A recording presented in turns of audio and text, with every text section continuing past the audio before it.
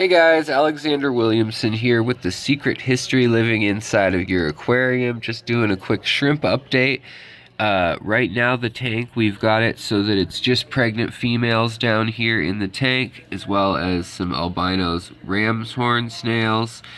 The ram's horn snails, as they get bigger, they're beginning to look a little off color, so I'm a little bit worried about the calcium levels in the tank, or something along those lines. There's some clearness to their shells.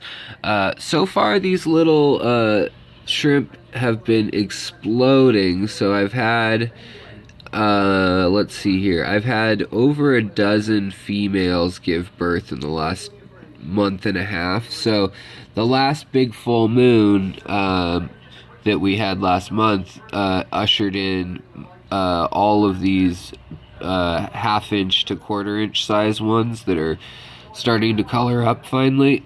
And then the other ones, these little teeny guys, some of them have arrived as of the full moon last night. So kind of cool. Also, I was given Shell Dweller Dave. Thanks, buddy. He sent me some of these petri dishes to feed on, and it's so much less of a mess.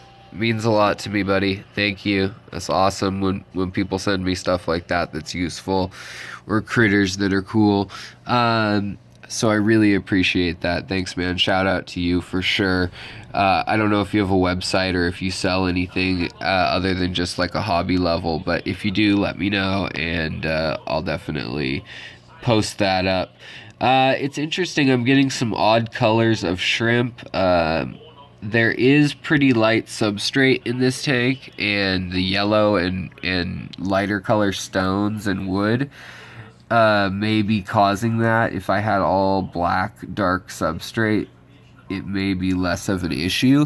But I'm not concerned as long as the shrimp are healthy, because they, even as adult shrimp like that blue one there, can color up to different degrees under other substrates. And I'm more concerned about a shrimp looking its best. By the way, here's one that was born last night versus one of those older ones. You can see it underneath the ledge there. And then, yeah, so I'm more concerned with it looking healthy and good all the time, not just dependent on substrate. So there's that. Up here, we've got our sakura fires that aren't painted. You can see their saddles really clearly, and a lot of them only have half red legs. So I'm still breeding them. I'll let them out into the tank there are two painted fire males out in this tank. Other than that, everything's a female in this birthing tank. And so that keeps it so that with the delay, you can see with saddles and things that no male shrimp are going to be impregnating, like my blue shrimp, for instance, my blue female here, who is just ready to have a baby, like probably tonight, I would guess. I can actually make out the little shrimp under her undercarriage. And the other female that was in the tank at the same time as her also just gave birth last night or the night before. And let's see here, I think maybe we can make out one up on the glass. Yeah, one of the blue ones. It doesn't really show up with the camera, but they almost look green.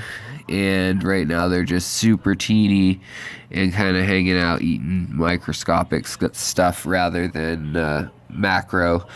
I've just got some of this crab cuisine by Hatchery that they seem to like. Had a funny story real quick that a guy who was keeping shrimp, and he actually was doing it like on a professional level. Oh, and also, by the way, look, you can see that some of these are definitely going to be rili shrimp or Riley shrimp. That one looks like it's going to be an orange. So I'm excited about some of the genetics going on in the babies. And there's probably, I don't know, 60 to 100 babies in this tank at this point now. It's hard to gauge. When you feed them in one spot like this, it helps cut down on planaria and hydra, because you can clean up the mess in the tray after every couple days, or every day if you see fit. But also you can kind of see all your shrimp in one place at the same time. So everyone in this tank right now is Neocaridina, other than the one crystal that I panned over and showed you a moment ago. That crystal has been doing great this week, and so I think it's time to probably get a couple more crystals to join her. And yeah, so lucked out being in Seattle with the low TDS and with a little bit of crushed coral and some additives, you can get away with keeping them both together. It's just funny watching the shrimp pile on when it's food time. But so real quick, the little story that I was going to tell you. I had a friend or an acquaintance that I knew, and he was raising shrimp, and he was actually going to shrimp shows and doing all sorts of stuff. And this was back before it had become such a well-known topic. This was like 2008 or so. So it was shrimp. The other colors of the Neocaridina have been coming into the U.S. for maybe 5 years or so, and the cherries maybe 10 years. I don't know, give or take. And so he told me that he bought shrimp food. And so he bought the Hatchery that said shrimp on it, shrimp cuisine, and it turned out that that meant that it was made from shrimp, but he won a bunch of awards with it. So, I mean, everybody knows probably that they are scavengers and they will eat each other and so forth, but I just thought that was funny that he said he never had a better food than when he fed them shrimp. He just said he felt like a psychopath after discovering that for half a second. So all right, guys. Well, I don't know if you have any questions. This tank is all red and orange other than the one blue female who I'm waiting for her to give birth, and then I'll yank her out, put her back up in here with the blues. We've still got some jelly blues from Tampa aquaculture.com. We've still got some of these in between Riley blue and sky blue variations, and then I have my Blue Dreams. Half the colony is in here and half is in another tank. So as well as a few of these oddball cobalt black shrimp that are in here too, because this is kind of my experiment tank. I kind of want to see what I'm going to get here. This was going to be the Australian tank. I'm thinking now I'm still going to keep Australian fish like the gudgeons and the forktails and all that in here, but I think I'm going to rescape it because I should have a package coming from a special website who wanted to help out with a project that I'm working on.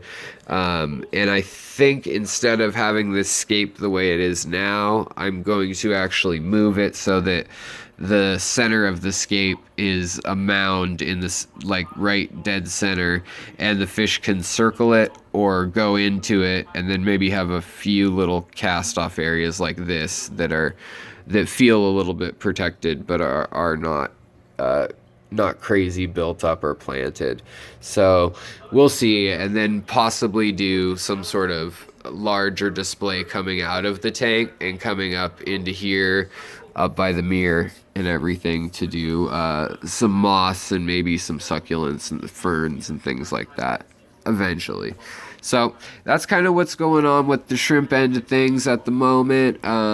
Also, I've got a really only tank up in here, and they're just waiting right now to reproduce, waiting for her to get saddled back up. I could have her out and about in this tank down here, but I just didn't want to take the chance that she got impregnated or I lost track of her, because she's one that definitely hides out. She's a timid one. I've lost her in 2 different tanks since I've owned her, where she's just like buried herself, and not in the good way. Not the ERR way. So in any case, I hope you guys are doing well, taking care of yourselves and taking care of your fish. I hope that you're enjoying these little updates. You can check out here my newest strain, F3 of a guppy. So it's got a flame tail, and then it's gonna have Dumbo ears and kind of a bluish body. This is one male here with the flame tail, but the female has been throwing other babies with a solid blue body and a clear tail. So I'm hoping that that transfers over so that his tail stays dominant. But that's for another video. So thanks for watching, guys. Like, subscribe, share, and if you want to put these schools of fish through college, you can check out my Patreon in the links below. Alright, guys, I'll talk to you later. Take care. And thanks again, Shell Dweller. Dave, I appreciate it a lot. It means a lot just that you thought of it and sent it out. So I like that we're turning into a little community here on the channel. That's pretty rad. So, alright guys, take it easy and drop me a line with any questions, comments, concerns, or mumbo jumbo that you'd like to share or have shown on the channel. Alright, take it easy guys. Bye.